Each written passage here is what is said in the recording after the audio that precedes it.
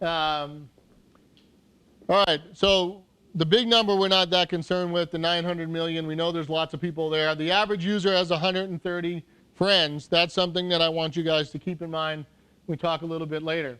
Why we're still talking about it? Because women 55 to 65 continue to be the fastest growing demographic on Facebook. So Mr. and Mrs. Seller, I just showed you everything that we can do for you here locally, right? I'm going to build a dedicated Facebook page for your listing so that we can market on the largest website on the planet. Why? Because it's not just for kids anymore. The fastest growing demographic are women 55 to 65, which is a very desirable group for us to be marketing your property to. We're still talking about Facebook because 95% of all time spent on social media is spent on Facebook. So all those other sites we looked at, Twitter, LinkedIn, Pinterest, Google+, all those just add up to 5% of the consumer's time, right? So still you're going to get the biggest bang for your buck in terms of your time allocation here. Plus 1/3 of women 18 to 35 check their Facebook when they wake up before even using the bathroom. I don't know how this has any relevance to helping you win a listing or convert a buyer. I just thought it was interesting. Some facts and figures to keep in mind with engagements. Engagements are people commenting on your comments, liking your comments, sharing your comments on Facebook. Typically short and sweet is better to get the highest engagement rate. So if Twitter is 140 characters, they're saying 80 characters gets a higher engagement rate. Posting outside of business hours helps you get a higher engagement rate. Why? Because we see a lot of employers don't even allow their people in the office to go on social media 9 to 5. So posting in the morning, posting in the after 5 or in the evening. Asking a question, where, when, would, should. These are going to get you higher engagement rates, except for asking why. For some reason, why gets a lower engagement rate. So this obscure reference here to Highlander, anybody ever see this movie? Okay, so you know what I'm talking about. What do they say all the time? There can be only one. So why we're using this reference? Because if you do it right in building your Facebook business page and separating your personal and professional life, there can be only one of that page. Okay? So creating a page, if you haven't done it yet, right on the homepage of Facebook at the bottom, there's a link to create a page. For those of you who haven't done it and have been waiting, you'll be rewarded for procrastinating, because on March 30th, all the Facebook business pages changed and had a different look. Okay, so if you would have created one before, you would have had to recreate the look anyway. Plus, very important part of it is owning your page, which we're going to talk about in a second. It used to be that you had to get 25 people to like your page before you could own the name of your page, and that's no longer the case. So you click on local business or place, choose your category, which will typically be real estate, and in here is where you name your business or place. That's where you're naming your page. So for those of you who have built the business pages, let me see, show of hands again. Who has a business page? You're starting. Anybody else have one? Okay. Well, if we have time at the end, if anybody has been putting it off and you want to just bang it out right this afternoon, we can do that. That's how quick we can get it done. For those of you who are going to do it today and commit to doing this as the one thing, go back to that branding exercise when you think about naming your page. Okay? Think about what you do and where you do it, because people aren't going to search by your name all the time. They search by what they want and where they want it. Okay? So naming your page is not just Burke Smith real estate agent. Okay? It may be Green Valley Luxury Homes by Burke Smith, or Summerlin Short Sales by Burke Smith, or Relocate to Las Vegas with Burke Smith. Okay? I'm including my name with what I do and where I do it to name my page. Okay? Does everybody get that? So naming your page goes back to that branding exercise we just talked about. Now you don't need, yes? Can you change the name? Yes. You can change the name anytime you want, okay, until you have 100 people who like your page. And then you're stuck with that name, okay? So just to restate that, you can rename your page as much as you want, and you can build as many pages as you want. It just becomes a task of maintaining them and keeping them updated. So the 25 likes is an important distinction. So it used to be that you had to have 25 people like your page before you could request the URL or the domain name for that page. Now, how many people here have purchased domain names before? GoDaddy or Register.com, right? Okay. So you buy that domain name, nobody else can have it. Well, with Facebook, the way it works is all of us can build a page in here and call it Las Vegas Real Estate, okay? We could all build it and it all have the same name of the page. It'd be the person who goes to facebook.com/username and requests the URL that would own it, and then nobody else could have it, okay? So only one person can own the domain name of the page. Now, of course, it's free, you're not buying it, but it's the URL on Facebook so that now you can be indexed and found in the search. Does everybody get that? So what you do, let me just jump on here real quick, because I saw a few confused faces.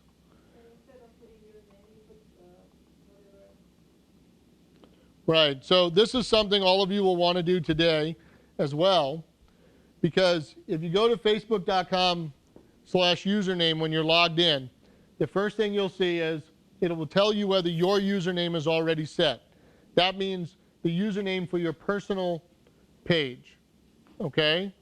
So mine's facebook.com/BurkeJSmith, because Burke Smith was already taken, so I got my middle initial. You'll want to go in and see if your name is available. There's a good chance that it's not, so you'll have a different version of it, but you'll want to set that username for your profile page. After that, it says each page can have a username. That's where you name your business page. That's where you get the username for your business page. So there'll be that drop-down box, and there it will display the names of all your business pages, okay? You can see how many I had in there. Now, this one here, I selected it, the username is not set, and there's a box that says enter desired username. And you enter it in all as one word. Okay, so even if you name the page and it has spaces and dashes in it, okay, in here you enter it all as one word because it's a URL. It's a web domain. And think of your Facebook business page like a website, okay? Does everybody get that?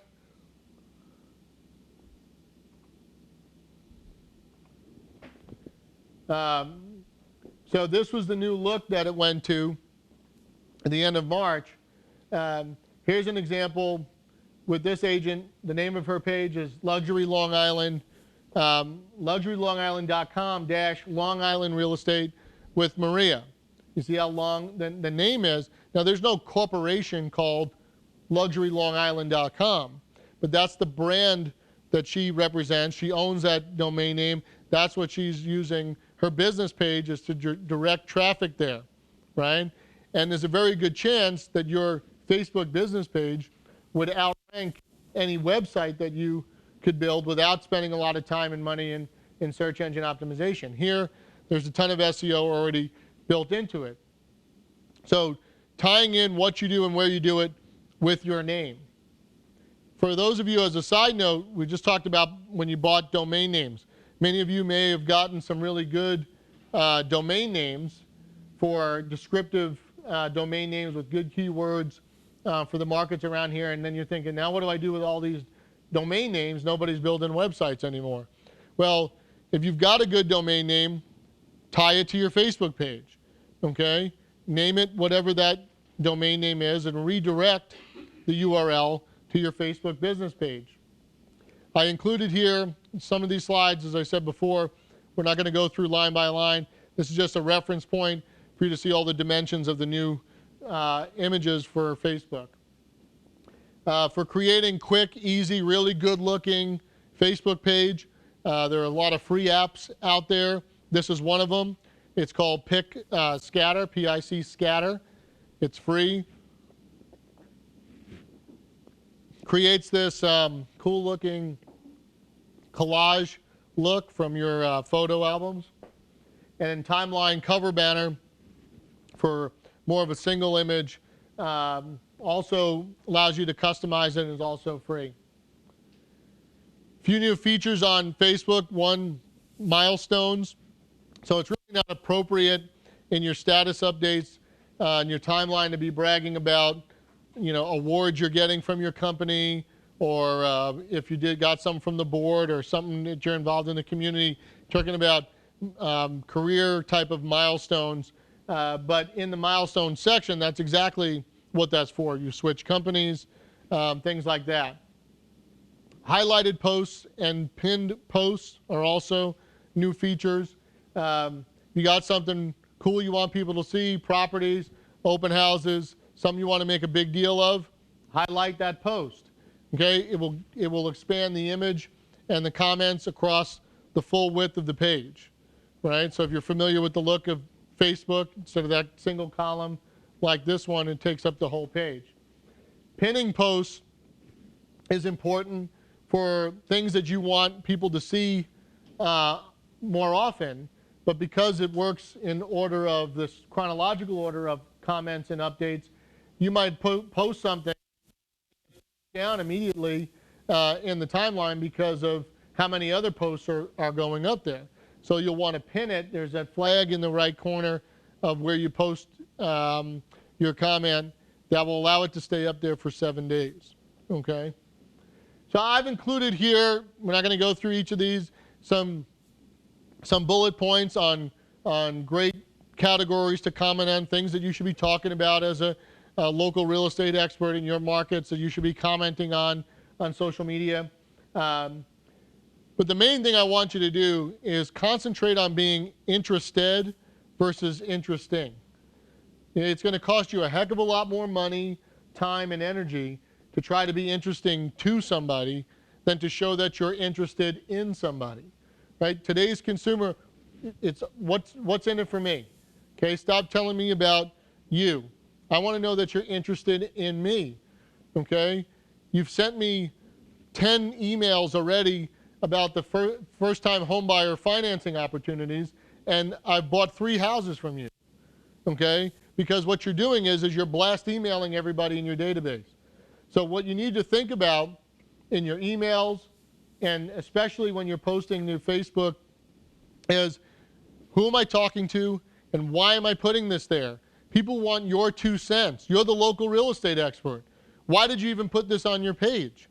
Okay, I liked you. I liked your business page because I liked your commentary. Right? So don't take an article and copy and paste it from the Review Journal and just throw it up on your Facebook page and think that your work is done. Right? You need to explain, why is this there? Here's a great article for all of my potential investor clients. I know we've been saying for a long time, now's the time to buy, but specifically read paragraph 2 about the economy returning here in Las Vegas. Okay? Great article from the Wall Street Journal. Things like that, statistics. Explain how that's relevant in your local market, in your local niche. Who am I talking to? Why did I put this there? 5 most common mistakes. Agents who only post their listings. We have agents who broadcast. They're just spewing information out instead of creating a conversation. Okay, one-way conversations for radio, not for social media. Inappropriate content. Confusion between Facebook profiles, your personal page, and your business pages. Okay, people who put on their personal page the same exact stuff they put on their business page. They're just doubling up the same information. We see a lot of that, and no consistency. You can also drive people, as I said before, more people surf the web now from their phone than they do from a desktop PC, so we might as well use that to drive traffic, create likes to our Facebook page. Here, for example, you could text the word like HSA home warranty to 32665. And what that'll do is give us back this message that says, you like HSA home warranty, and we'll receive status updates. So for you guys, when you build your page, you can advertise to people offline and online, text like to whatever the name of your page is, to text like your page name to 32665, right? And then that will automatically get them to like your page. Text messages have a 95% open rate, right? So the very minimum, anything you guys are doing offline where your phone number appears, the very minimum should say call or text me.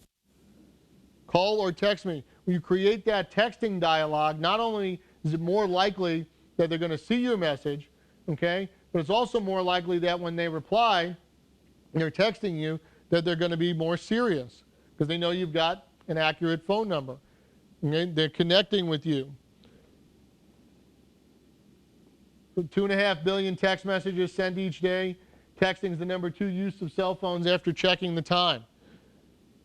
So make sure it's part of what you're doing because that's what the consumer's doing. And say the #1 way that consumers finding their agent, the internet. #2, the yard signs. That sign in the yard is still the best sign or of credibility for you. So figure out, are you integrating something as simple as a sign with text codes or QR codes? We're not going to go in all that stuff, but think about what is that mobile connectivity to clients. YouTube. Now, I saw very few hands in here were raised when I asked about being on YouTube, right? If you are a listing agent, if you want to be a listing agent, if you want to win listings, if you would take a listing if I gave you one, you guys want to think about using YouTube as part of your marketing strategy, right? Why? One, video is the best way still to convey emotion, right? And buying and selling a home is still an emotional process. The day that the emotion is taken out of that process, we're in trouble, okay? Because it's not point, click, submit, buy a house, right? You can't shake hands with a Facebook page unless there's a new app I haven't heard about, but still, this is a personal business, right? Well, not only all of that is valuable, but think about this. There's 3 billion views a day on YouTube, and 70% of that comes from outside the United States. Extremely important in a big international market like Las Vegas, okay? More video is uploaded in 1 month on YouTube than all 3 U.S. networks created in the last 60 years. So think about that. Think about the fact that when I'm talking to a potential seller, I could say, Mr. and Mrs. Seller, on top of everything I showed you we do here locally, I've got my flip video camera on my iPhone. I'm going to shoot a quick video of your property. Before I even get back to the office, I will have it uploaded to YouTube because 3 billion views a day are there. 70% come from outside the United States. That's how we're going to reach the international buyer. On top of that, here's what I'm going to do for you. I'm going to convert your video tour, your home video tour, into 43 different languages. How's that sound? Okay? If they want to attack the international buying community. Now, I'm not going to do that, right? But that's what YouTube does automatically because Google owns YouTube. So they'll do that automatically for your videos, okay? Perception over reality. There's a good chance the buyer is going to come from around the corner. But to win that listing, I've just presented them with something that most agents don't even know to talk about. Why? Because 73% of homeowners say they would prefer to list with an agent who uses video. Yet, only 12% of realtors have a YouTube account. Okay? This is a big deal. This is one of the things that you absolutely want to consider integrating into your business.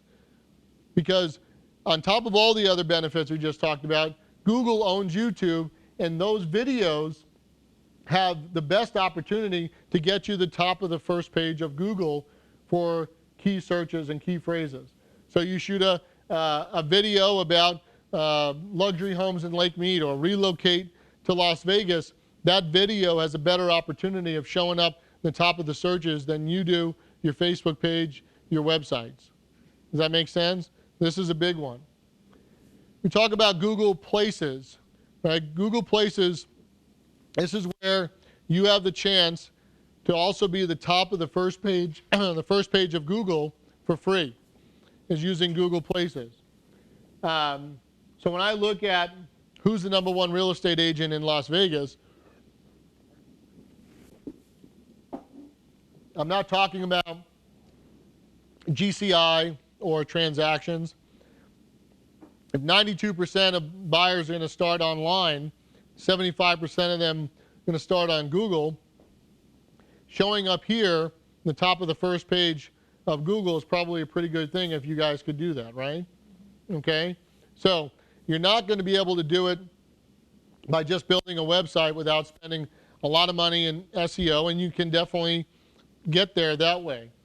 Now, pay-per-click is another way to do it, and you can do it right now. If you want to do paid advertising, you want to show up here or here, that's the pay-per-click advertising on the first page. Now, only 15% of people will click on paid advertising. 85% will only click on the first page organic or the free search results. And that's what's down here. Okay, but these search results are dominated by companies who are spending a ton of money and are experts in search engine optimization, like Zillow, Trulia, Realtor.com, your boards, okay? A lot of those are going to dominate the organic search results. So your best opportunity for showing up #1 on the first page for what you do and where you do it is going to be in Google Places, because that's free. You go to google.com/places for business. That's supposed to have 2 S's up there. Google.com/places for business. Okay, you're going to get this option here, and you're going to get this form to fill out for your Google Places profile. The first thing it's going to ask you is company/organization. Now, you can put in there your name and your brokerage name. You can put your name and real estate agent. Okay? But what I want you to think about putting in there is 2 things. One, probably the best opportunity to be the #1 real estate agent in your market is to simply put in there your name / real estate agent. Okay? So Summerlin, Nevada, real estate agent. You could also think about putting in there whatever it is that you named your business page, right? So you can put in there Green Valley short sales, if that's what you want to show up for. Right? That's your niche. Here it asks for your website. Now, some of you have your own website. You can put that in there. But for those of you who don't, and even for those of you who do, to give yourself a better opportunity to show up, think about putting in your Facebook web address in there, the Facebook URL. Why? Because it's already the #1 website on the planet. So if that phrase in there matches the phrase on your Facebook URL, now you've got the #1 search engine looking at the #1 website, the same key phrase pointing to you. Does that make sense? Okay. Then you put in a description of what you do and where you do it, and select the category. Underneath here, I know it's hard to see, but there's a button there that says add another category, and you can click on that 4 times. It's very important that you make a note to do that, because the first one, Google forces you to use one of their default categories. In these 4 other boxes, you can type in whatever you want. You type in your own categories. Then when you're done, Google's going to send you a postcard with a PIN number on it. That PIN number is how you activate this Google Places profile. All right, so it's going to send that postcard to whatever mailing address you put in here, right? And then you go live. Like I said, this is one of the things that you would want to prioritize because it's free. Now, we talked about a lot of different ways of communicating with our prospective clients, and there's a whole science behind generational selling. We're not going to go into all of that, but these are just good reminders. There's 3 major groups that we're dealing with the baby boomers, the Gen Xers, and the Gen Y. We've already agreed that they're all going to communicate with us differently. They respond differently to the things that we're offering. Now, there's plenty of baby boomers that are far more tech savvy than I am, but for the sake of time, we're going to just generalize here with these groups. And we see with baby boomers, they do probably prefer a more personal approach. You're not just going to hit them in a listing presentation and say, I'm going to get you on YouTube, Facebook, Twitter, LinkedIn. Okay, I've got Pinterest ready to go. I'm going to set up text codes and QR codes. Here's where you sign. Okay? What you at least want to do is, if you are going to offer those things, provide the value of each of them. And that's why in this presentation you see me talk about so many different statistics, because all these statistics are used in listing presentations. Right? They're not here just to fill PowerPoint slides, because they're there to support the value of why we're offering this to the client. The Gen Xers, this is the work hard, play hard group. Right? They know all about technology. How is it going to save me time? Yeah, you're doing that. That's all great. How's this going to save me time? So explain to them why you're using it to save them time. You working 24/7 around the clock, okay, that may impress the baby boomers. It's not going to impress the Gen Xers if you're not including some sort of social life in there. Coaching soccer, being involved in PTA, whatever, okay? Then there's the millennials, Generation Y. It's a whole generation of people who have never heard a busy signal, okay? They want instant gratification. Now, they're going to communicate with you very differently. They have a very different use of technology, right? This is the group, you know, they're texting all the time, tweeting all the time, but they really need our help guiding them through the transaction process, okay? So they're a touchy-feely, emotional group. Let's find this house together. Let's work together to get this house sold. Okay, now, we'll talk about understanding, seeking first to understand, then to be understood, because all those groups are going to react differently to our approach, but we need to have a way to talk to all of them.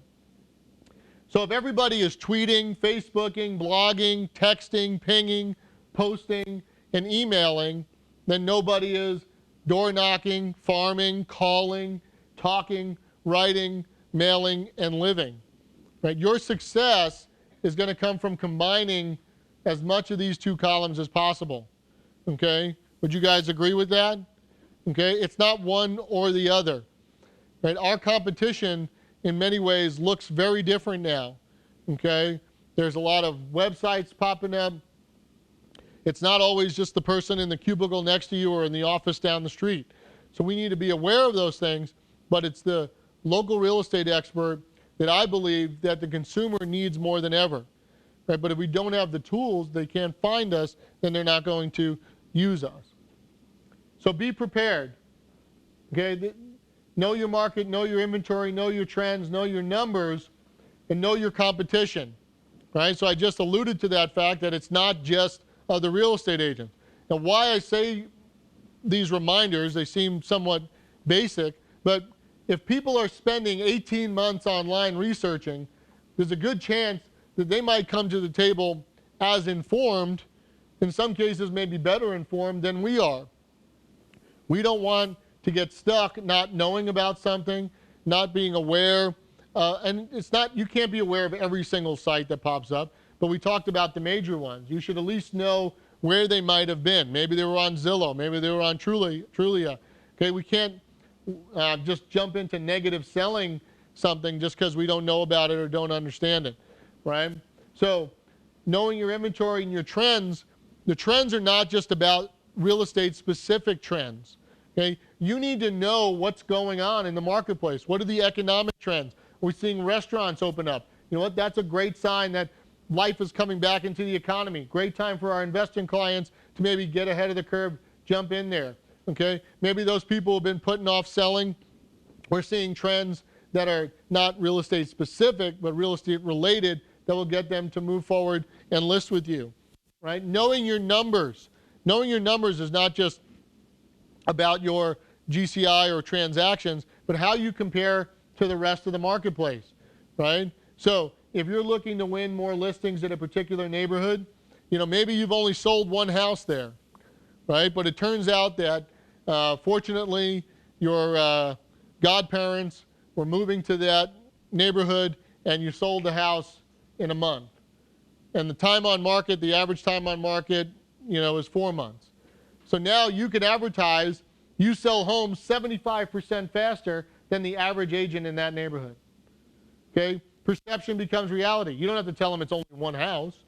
Okay? The whole idea is look inside your numbers, compare it to the average agents in the marketplace. Maybe you have a better sold price to list price ratio. Why do we do this? Because numbers in the eyes of the consumer, numbers don't lie. They're seen as objective. It's not subjective. A lot of agents' opinions are subjective. Numbers they like to support because they don't want the I told you so factor. You should have used my friend, I told you so. Well, these numbers help get over that. Okay, so know your numbers. And if you don't have the numbers to support it, know your company's numbers. Just as kind of a side note, an idea for some of you, had an agent who came to me and she said, I've been in this game for a long time. I'm starting to see agents pop up who are taking business away from me who shouldn't be taking it. What can I do to combat that? And I said, well, what is your advertising? And her advertising was looking for experience, call MJ, okay? So I said, well, what does that really say? Let's look at your numbers. It turns out that she sold $500 million worth of real estate in that county. So I said, change your advertising to say, looking for experience, over $500 million sold in this county alone. Okay, and her numbers went way up. Why? Just because that number is a huge number. Now yours might not be 500 million, it might be $1 million. Okay, over $1 million sold. I guarantee your friends, most of your friends haven't sold $1 million worth of anything. And so if you have been in the business, look at what the gross dollar amount of all your transactions on both sides has been. Make a big deal out of it. Okay, why? Because that's a great reason to use a local real estate expert. Know your testimonials and success stories, but think about having a variety of them to speak to those three demographics groups that we just mentioned. We talked about listening to understand versus listening to respond. Okay? Now this is something, just we're not going to go into this whole thing, but there's a whole science around really listening to today's consumer and then giving them a tailored solution for what they need, as opposed to immediately jumping into our spiel about how great we are and how great our company is. And remember, you only get paid on conversions, right? It doesn't matter if you've got 500 friends on Facebook if you can't sell your client's house, okay? It doesn't matter how many hits you get on your website if all the leads you're getting are people looking for 4-bedroom, 3-bath, 3,000 square foot houses with a strip view for $50,000, okay? Because those leads are just going to waste our time. So you got to concentrate on the conversions, and most of what we talked about here today are conversion tactics with what you're already using. Some tools you might want to think about using. Now, I don't own stock in any of these companies. I don't know anybody that works there. These are all things that agents have used to either win more listings, convert more buyers. The website called My Sphere of Influence, mysoi.com, obviously specific to real estate agents dealing with your sphere of influence. It's free, great source of content for anything real estate specific and real estate related. Constant Contact. Anybody here use Constant Contact? This is a great tool. I mean, I could talk about why it's valuable for brand new agents, and I could talk about why it's valuable for agents who've been doing this 30 years. Okay, no matter what part of the business you're in, if you ask me, Burke, what's one thing that's been consistently effective and works across all of those demographics, Gen X, Gen Y, and baby boomers, okay? I could tell you, I've had agents who do $8, $9 million a year in GCI, and brand new agents with zero experience use Constant Contact to get a listing, get a buyer. It has a 60-day free trial. Go ahead and check it out. If you're really cheap like me, every 60 days get a new email address and you can start a new free trial. But it's worth the 20, 30 bucks a month to have a third-party email marketing tool, okay? Why? Because this is a great way for you to tap into your sphere of influence, your database of contacts, start finding out, one, are any of these people still alive? Are they out there? What are they doing? What are they interested in? And then it pulls them in to anywhere else you want to send them, your Facebook pages, your website, okay, texting you, calling you, and you can track all of it.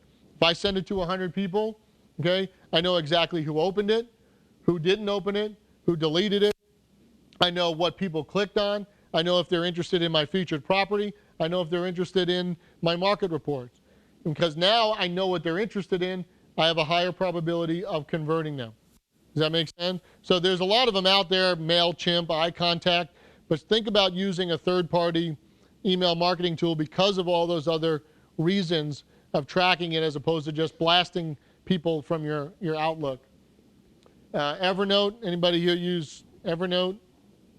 Very good. You like it? Great free app, organizational tool. I have agents who use it to keep virtual files on all their clients. They can store what they're interested in, what they liked about a particular house. I have agents who are using it to get feedback on listings. It's just a great organizational tool to check out.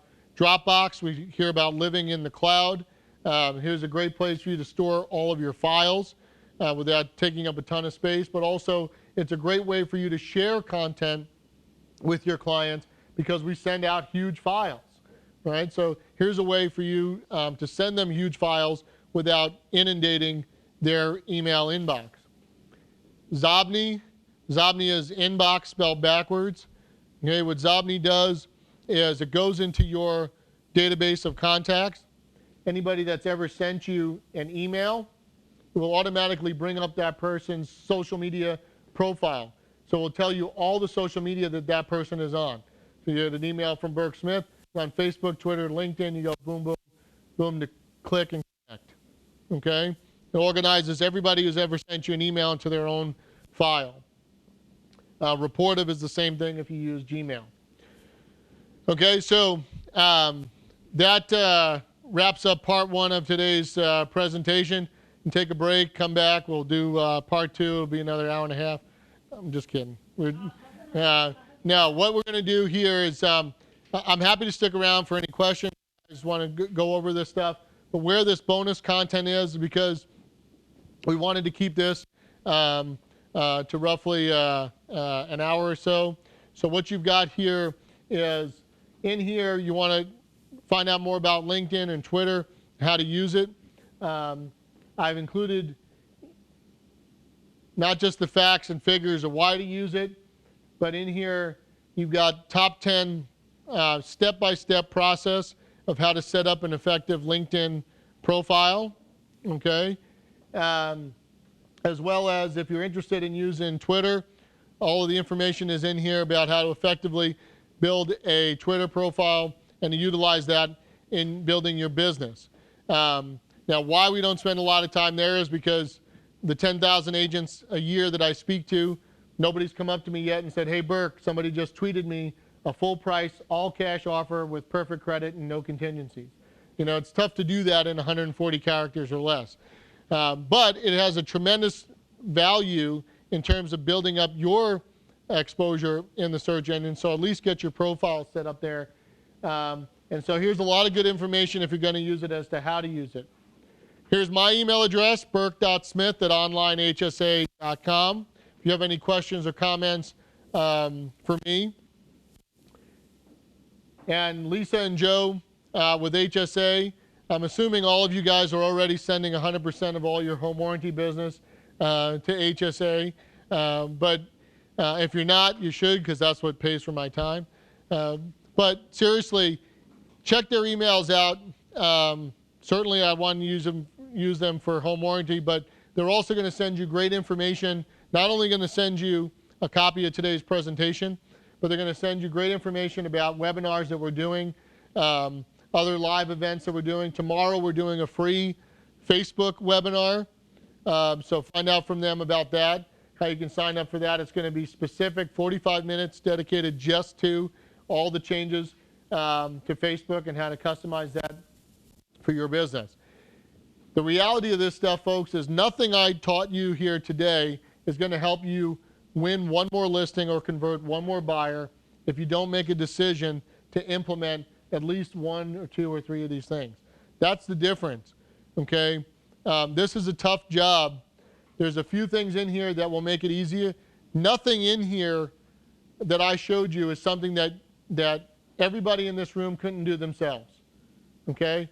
You all can do this stuff. If I can do it, you can. It's just a matter of setting the time and committing to doing it. What do you guys think? Was this good, worthwhile? Make sure they have your cards so that they can get you a copy of this presentation. Otherwise, they won't know where to send it. If you are interested in the one-on-one coaching, which is also free, that's another added value thing that we do. And talk to Lisa or Joe about that. And then we can talk specifically just about your individual marketing and technology needs.